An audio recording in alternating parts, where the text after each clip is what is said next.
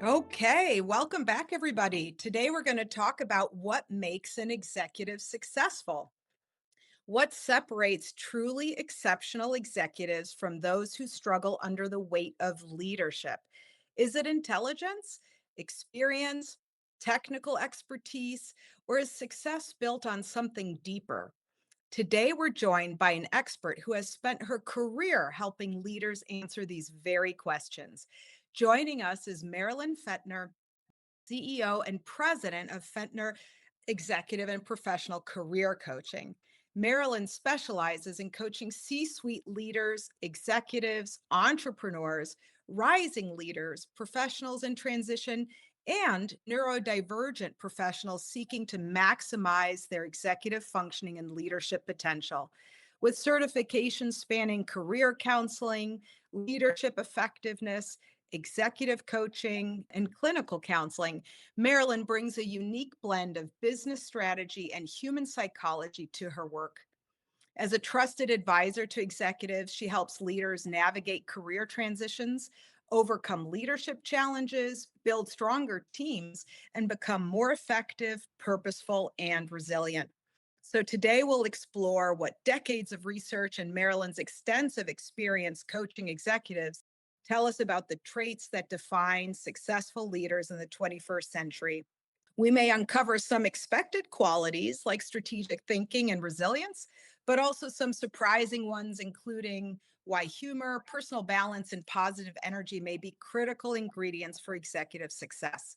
And we'll also dive into how struggling executives can transform their leadership through intentional coaching, self awareness, and the development of key leadership behaviors that not only improve performance, but leave organizations stronger than they found them. So, if you're a leader or aspire to lead, or simply want to understand what great leadership looks like in today's complex world, this conversation is for you. Please welcome Marilyn Fettner. Hi, Marilyn. Hi, Carla. Thank you so much. I really appreciate that very comprehensive introduction, touching on a lot of the key points for today. Thank you so much. I'm excited to be here. Yeah, we're so grateful to have you. You've spent years coaching executives, C suite leaders, and professionals in transition. What really drew you to executive coaching? Well, I love the complexity, actually. Uh, so many different dynamics going on at the same time. The executive and their concerns, their challenges, their strengths, and then you have the business landscape, what's going on in the world, how that's affecting their company, their industry, uh, their Mhm. own their own need for life balance, which often gets overlooked. Um, Yeah. the business politics is another area. Many executives are highly skilled, but the business politics area is a real challenge. So I really enjoy the complexity. I also enjoy the relationship as well as a trusted advisor. Yeah, I mean, these companies, they're real ecosystems, right? With their own culture, and there's a lot going on there. That is Absolutely. for sure. Yes. Well, in your experience, what's one of the biggest misconceptions that people have about successful executives? I think that often there's this generalized perception that to be a successful executive, you need to be very high powered, somewhat arrogant, um, kind of have the attitude of it's my way or the highway. I have to push my agenda through. And actually, the all the research studies show that that is not effective, and in fact, often really excellent employees will leave under that sort of management style. Well, that's a really interesting point because there are many people who rise up the ranks and then develop this sense of imposter syndrome precisely because they don't fit that really, let's say, overly confident executive personality trait. So that's fascinating. Yes, yes, it is, and of course, it's important to be confident. That's essential. But there is that line that unfortunately sometimes people will overstep. And for example, in one of the tools that I use, which is a leadership effectiveness analysis instrument, which also has a 360 version, but it can be done individually as well. Many of the attributes, I'll just pull out, for example, the attribute of control. Um, Mm, if you take that to the extreme, that is a very negative quality. So it's important to monitor progress and be aware of what's going on and take initiative to make sure, as the leader, that you know what's going on and can provide also guidance and support as needed. But if you take that to the extreme, um, the teams get squashed. yeah. Yeah. When you meet a new executive client, what are some of the first signs that tell you whether they're thriving or struggling? Um, that's an interesting question because it depends on whether the employer is coming to me. And in those situations, sometimes the leader doesn't know that they're really struggling. They don't have that self Mm, awareness. yeah. But if the leader comes to me directly, sometimes, especially new leaders, will say, I don't know what I don't know. And so that to me is very empowering because they've got to be open to learning. Yeah. And so then they can share where are the areas that they feel they need support. Whereas, and so they realize that they're struggling and they're seeking out support. Whereas when an employer comes to me on behalf of a particular leader, that leader may not have an awareness of how they are being perceived by others. And for example, in this leadership effectiveness analysis, if a 360 is done, which means that peers and supervisors are also going to provide input, that they score anywhere on average from 7 to 9 blind spots, meaning they Oh, think they're coming across in a certain way, but based on objective feedback of others. And it's important to select carefully who those others are who are going to report on this individual, how they're perceiving their behavior. So you want to exclude anyone who would have a vendetta, for example, against the leader. But so we're talking objective support. Um, right. right? And or objective observation that the leader has at least 7 to 9 blind spots. They thought they're coming across in a certain way, but the feedback from their colleagues, supervisor, and direct reports is very different. So, Yeah, that's to your interesting. point, sometimes leaders don't realize that they're struggling. Yeah, that's really interesting. That lack of awareness, at least in how others are perceiving you, right? And I mean that takes me into my next question in terms of how would you, in one sentence, kind of define executive success? That's a hard one in one sentence. Okay, uh, two. okay, well, I would say that first of all, um, is an individual who would more or less say that their life is balanced, so that they're not a workaholic, they have a personal life. That's very Does important. this exist for executives? I haven't met them yet. What's that? I haven't met them yet. I've met a few executives, but none with real balance. Well, real, I don't know, but let's say improved balance. My Okay. goal is that when I'm starting to work with someone, um, after we have achieved some progress and worked together for a while, that they have more balance than when we first began working together, which actually is the case with one client more recently that I worked with. And that's often a sign that their life is out of balance. But okay, going back to your question, how what would be signs that someone is achieving leadership success? So, assuming that their life is somewhat balanced, right? That their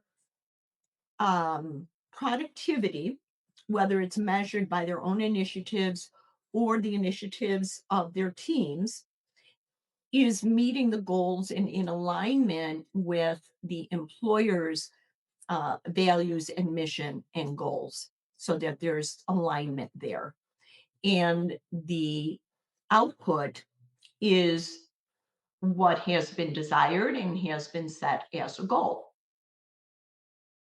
It's Now, interesting. There's a little bit of overlap there with athletes, right? Because obviously, outcome is part of what we're looking for, right? yeah, And at the same time, how important is life balance? How important is that the values are in line, et cetera, where this whole process is just as important. But sorry, I didn't mean to cut you off, but it's just no, no, fascinating fine. to think Yeah, about it like that.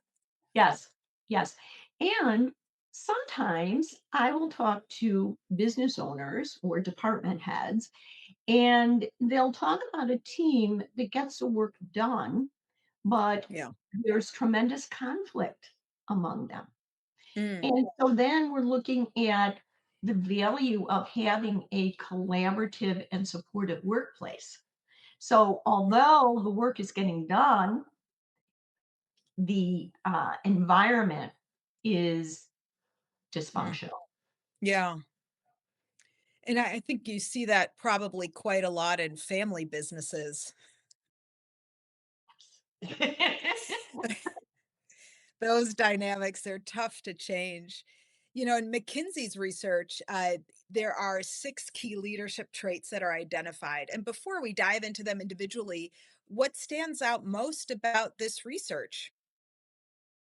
Well, I love that McKinsey framed it around the uncertainty in our world, in and of Mm, course, which impacts the business environment.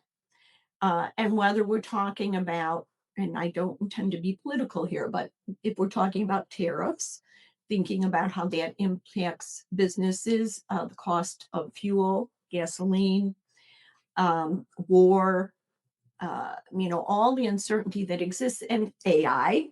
And yeah, even right there, AI presents positive and potentially negative influences on business and on society.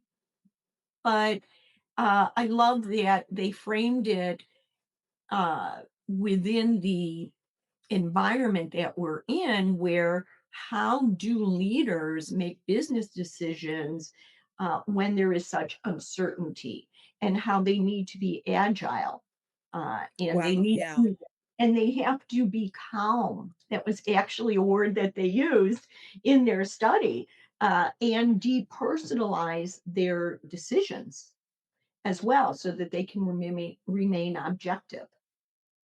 Yes. Well, that's really interesting. I read this book and now I can't remember the title, but it was talking about the different personality types that are best for different situations, like the best peacetime leader. Mind you, this is from a political standpoint and not Mhm. from a business standpoint, but the best political leader during peacetime is very different from wartime, et cetera, and how Yeah. somebody like Ted Turner, who is not was not a calm individual whatsoever. He was, I believe, he was diagnosed as having bipolar disorder, and Mhm. how because of that psychology, he was able to ride the incredible highs and lows of some of the business decisions that he made. So it's Mhm. fascinating, but certainly you do have to maintain a certain amount of calm under pressure and not be thrown off by each and everything. Yeah, because there's a lot of it, right? You just don't know what's going to happen tomorrow. And that's Then it. Yes, yeah, that's really how they framed this study. Exactly. yeah. So why are positive energy and personal balance essential leadership competencies rather than just self-care practices? I'm not sure I understand the distinction, because to me, self-care practices leads to positive energy. Absolutely, it's just the way they contribute, right? I mean, I was, reading some research on the people who are, it's an interesting correlation or really kind of bizarre. It was the people who are successful at, let's say, losing weight are the ones that exercise, but exercise is not what contributes to weight loss. It really is just changing your eating. Mhm. However, I also read that the most successful leaders make time to exercise every morning. And so Yeah, there's something around this idea of discipline, of putting something into self care. sure. Exercise leads to so many positive benefits beyond just health, but also your anxiety levels and things like that, and how you're able Mhm. to respond to difficult situations. So, really, you become a better leader when you engage in these habits, and it's more than just balance. Yes.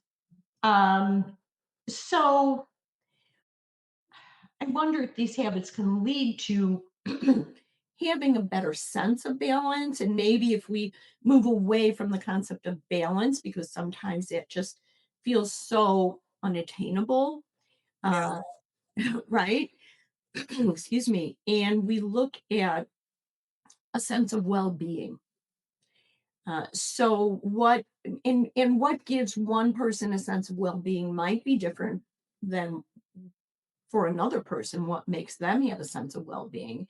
But I think the basics, and this was, I think, one of the first attributes in that McKinsey study that they listed is being able to be a healthy person all the way around. So, yeah, eating nutritiously, getting enough sleep, having social engagement, some movement, some sort of exercise. And I have talked to way too many leaders who that's all they do is work. They yeah, work, during the day, they come home, they're checking their email, especially for leaders who have global commitments. And yeah, so time zones, there's no boundary for them because it's 10 o'clock here, 10 o'clock at night here, 2 in the afternoon somewhere else.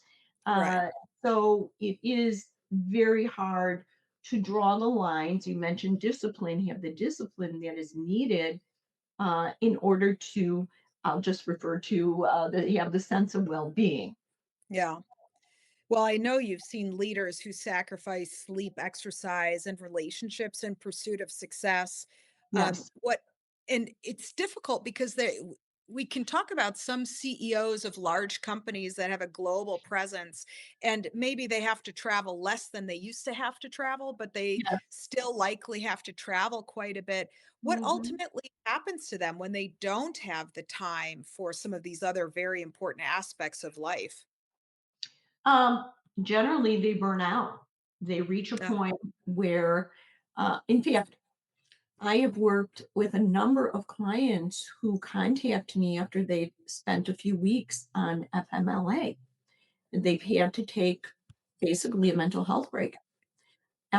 And so once they feel like they have a more stable footing, then they reach out for coaching. yeah. Um, but it's just not sustainable to have that sort of a life. Why has servant leadership become increasingly important in today's workplace? That's a great question. So, as people rise up to higher levels of leadership, they are much less hands on. Their Mhm. focus needs to be strategic, broader picture, longer range. And so, who is really performing the initiatives and getting the work done? It's the people who are at the tactical level. And so, the leaders need to sort of feed that level. They need to support them. They need to monitor what they're doing, give input. And I think that a big piece of this relationship and part of servant leadership is that there has to be psychological safety in this context, which means that the leaders, and it's really more of a culture of the company, that the leaders need to be accepting of questions that are asked without being critical. that they need to encourage their teams, they need to provide the support. Uh, I remember working with a leader who said, "Well, I always tell my teams to come to me for questions, but they never do." However, this was also someone who could be judgmental and always looked busy. So if someone attempted to come to them for a question, they didn't even make eye contact. They Oh, were wow. they were looking at their screen or whatever. So although this leader said, "I tell my team come to me with questions for help," well, they don't. I think I'm a great communicator. I give them instructions all the time. I tell them where things stand, but listening is part of communication and Mm. being present when someone is communicating with you is really essential. Going back old school, eye contact, stop what you're doing, really listen. That is huge because there is definitely a tendency to jump to the end. We've gotten in such a habit of skimming, and we can totally misinterpret something. So, that eye contact and listening is such a relevant skill. And being curious to hear what somebody has to say. I mean, sometimes it takes a little longer, but eventually that pays off, right? So patience is another key area here, Patience. right? When we're listening. Um, Yeah. and oh, there was something you just said. Will come Well, to it me. just makes me think of listening is really learning. And Nadella is somebody who Yeah, popularized the idea of being a learn it all instead of a know it all, which I is love really that. Yes, yes. amazing, right? So, why is humility and continuous learning so important for leaders today? Yes. And also, um, I did recall you talked about curiosity, and that's what I Yeah. wanted to mention, right? So, Yeah. Nadella, who is the chairman and CEO of Microsoft, uh, had put forth his learn it all versus know it all attitude. And so this also relates to psychological safety and it relates to innovation. In the workplace, there has to be a value placed on curiosity, on humility, on vulnerability. And Nadella is credited with leading Microsoft through many groundbreaking initiatives. And this is what has to happen. Uh, when people feel safe, they're going to explore their curiosity. Uh, it will unlock creativity. In fact, you alluded at the start of our conversation to the importance of humor, that was one of the Mhm. attributes that the McKinsey study Yeah. uncovered. And what I thought was interesting is they said even with leaders who have so sense of humor, so they may not even have the best sense of humor, but it Dad unlocks, jokes are okay. yeah, it unlocks creativity. And Yeah. creativity, of course, leads to innovation, growth, competitive edge. So it's so essential. And what I am getting a sense of as we are talking about all of these issues is that the leaders set the tone Oh, and yeah. they can really make or break the productivity and the competitive edge of a company. So leadership coaching is essential because they're the driving force. Mhm. Yeah, there's a lot in there. Humor, I find, is invaluable because it's very connecting. When we're both laughing about the same thing, in Yeah, that moment, we get each other, right? yes. And therein, you start to create psychological safety. So it can be a really wonderful tool for that, getting everybody on the same page, even if it is just for a moment or something small. And people who can laugh at themselves, that really is something incredibly powerful, really, Yeah, that yeah, people yeah. appreciate that. Yeah, The ultimate vulnerability, right? yeah, yeah. Well, resilience is often talked about as well. What does resilience really look like in executive leadership? Being able to handle unexpected, difficult situations by regrouping and leading your team to come up with, and this is where creativity and vulnerability comes in, to be able to brainstorm different ideas on how to resolve this unanticipated issue. Hmm. Yeah.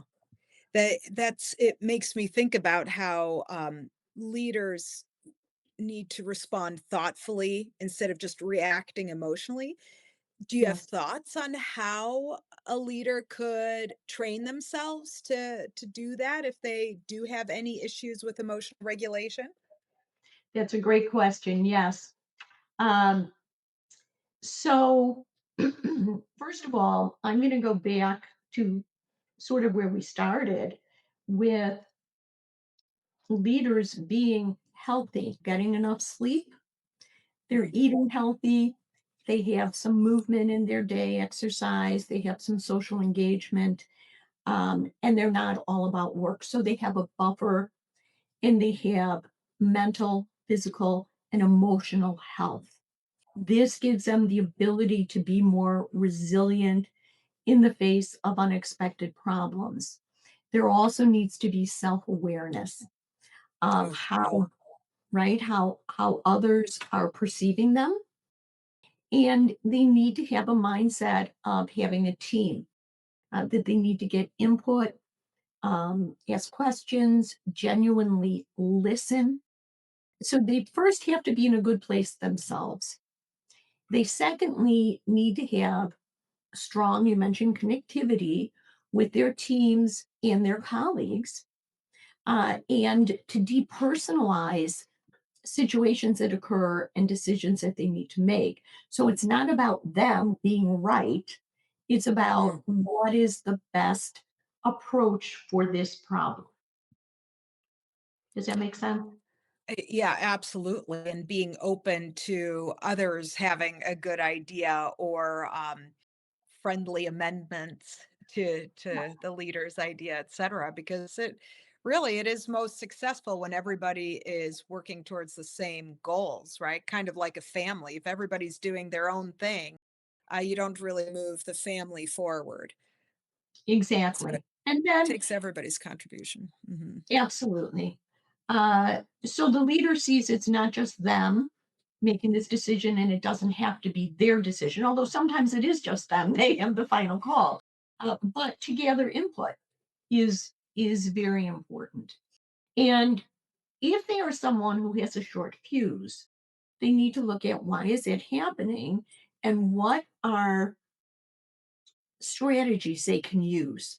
I work with a number of leaders who have a little bit of this challenge. And what is helpful is to anticipate what are situations that they are going to be going into where they might have a short fuse, so they can avoid being blindsided. And before they go in to those meetings, take some time to just chill. If meditation or mindfulness is helpful to them, to use some of those strategies. And while they're in the meeting, there are certain strategies that we talked about as well. And this, if the person really is committed to this, it works and they can make positive change so that then they can go into challenging situations and keep their cool. Yeah. Yeah, yeah. And do you find that executives are willing to do this? I've had good luck in that. The executives that I have worked with, yes. Okay. Yeah. Yeah. I realize that's not always the case. Yeah. Yeah, I And think it can be difficult. People get to a certain level and they're afraid that it's a weakness to try something different or something that maybe seems soft, et cetera. So yeah, that's interesting. Are there some warning signs sometimes that an executive may be headed towards burnout, ineffectiveness, or even derailment? Is there something that our listeners could look to themselves and see if they might be exhibiting these traits, whether they are in a leadership position at a company or just in the family, et cetera? oh, absolutely.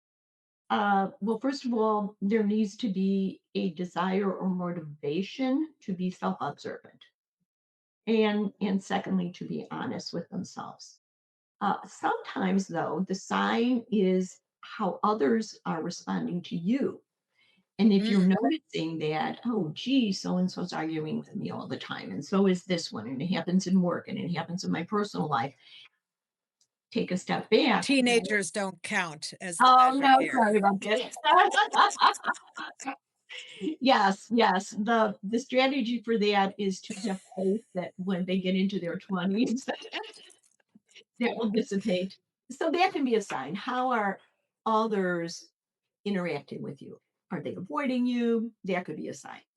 But noticing, again, for people who are more self observant, do you find that you're more irritable? Do you find that you're more fatigued? Do you Mhm. find that you're not sleeping well? And do you feel off? Um, are you getting into arguments? Then, if we're talking about the workplace, are you getting into more arguments? Are people not responding to your comments or your questions? And if they are they responding in more of a negative way or dismissing you? Of course, it could mean other things, but this could be a sign that you are burnt out. Yeah, yeah, yeah. Well, you often hear also leaders talking, and this is true in a variety of ways. When people get to a certain level, they feel very isolated. So Yeah. leadership can be very isolating.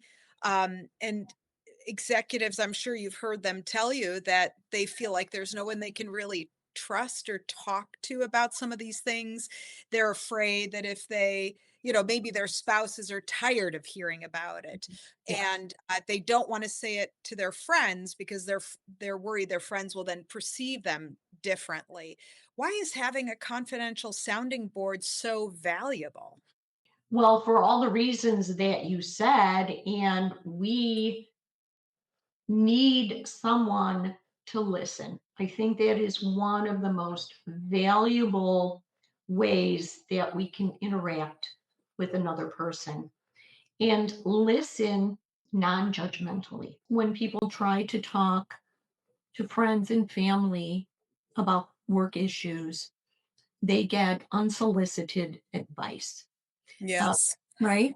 People telling them, oh, you should do this or you should do that or you shouldn't have done that.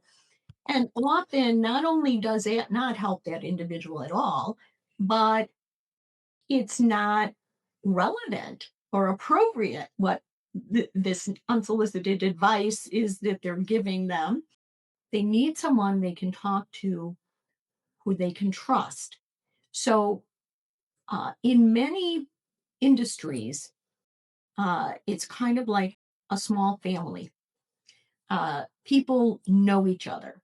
And so if they talk to one person, even though it's maybe four people removed, it can get back to those people who they don't want to know what their Yeah. Mhm. concerns are.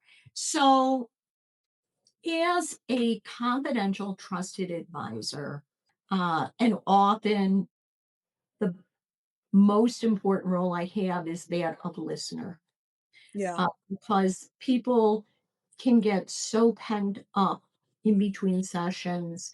And then when we meet, it's boom. Yeah. It's so much that they've been dealing with and trying to deal with. And often leaders will say, I need a sounding board. I need an objective sounding board just to kind of bounce off ideas, talk about problems, talk about decisions, talk about challenges. And the level of complexity is quite deep Yeah. for most executives. So trying to put it all together, make sense of it. And as you know, often just talking it out, all of a sudden people can have their own clarity. Oh, wait, I think I just figured out by saying this that this is what I need to do, or this is the problem. Being that non judgmental ear is of great value. With my training and the different assessments that I've been certified in, I am bringing more than just an objective, non judgmental ear. I am also bringing ideas as I'm listening to them, strategies, questions, clarifications. things like that. Yeah. It's very interesting, and it's true across the board in any kind of relationship, whether it's in a business relationship or whether it's a friend or something like that. Are Yep. there then particular leadership behaviors that frequently get high performers promoted, but then become liabilities in executive roles? That's a great question. And it's a very common situation where someone is promoted to a leadership role because of how good they are at a particular, I'm just going to say, thing, right? They're an expert in some area and they get promoted. However, they've never led. They don't know Oh, yeah. how to lead, or maybe they've had a small team that they've managed, that sort of thing. And so they go into the role with the concept that, well, this is what got me here. My intense focus on X, my extraordinary knowledge of Y. And so I'm just going to keep doing that. But when they are at a leadership level that is strategic and they have to be hands off, they have to delegate. No, it's gotta And be tough. it's very tough because then they have to trust someone else with something that they have previously been an expert in. Yeah, So that requires letting go, that requires delegating appropriately and effectively. yeah, And I've seen this all over the board where people either give too much or they give too little or they are hovering, they are absent completely. And so delegation really requires careful planning and a yeah. thoughtful approach. So, yes, I would say that is one of the biggest challenges where um, people, when they are promoted into senior leadership, it's hard for them to let go. Either they don't realize it, or they don't want to realize it, or they don't know how to let go. Yeah. Yeah, that can be really difficult, especially when you've historically been better at it than somebody That's right. else. Yeah, yeah. Well, one question we ask all our guests on this show is, what is your Everest, Marilyn? What's the next big hurdle for you? Because you've climbed many mountains thus far. Thank you. That's a fun question. So, professionally, I would say my Everest is to look for the next informative and useful assessment that I can add to my certifications. I love assessments. So Mhm. I love getting the data Yeah. uh, and then using it to help people achieve their goals. And finally, where can people connect with you and learn more about your incredible work? Thank you so much. So they can contact me by phone, 847-322-8292, or my email.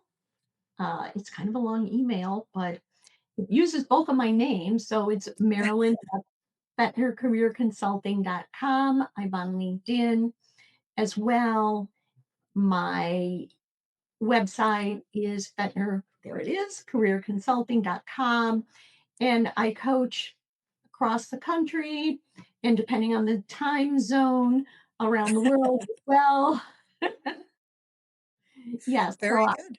Yeah, this has been such fun, Carla. Thank you for all Yeah. your really interesting and insightful questions. Yeah, thanks for joining us. It's been really informative, and I think you give such wonderful advice that we can all start using right away in our families, in our friendships, and in our work areas too. Yes, I hope so. Yes, thank you. It's been a pleasure. Thank you so much, Carla.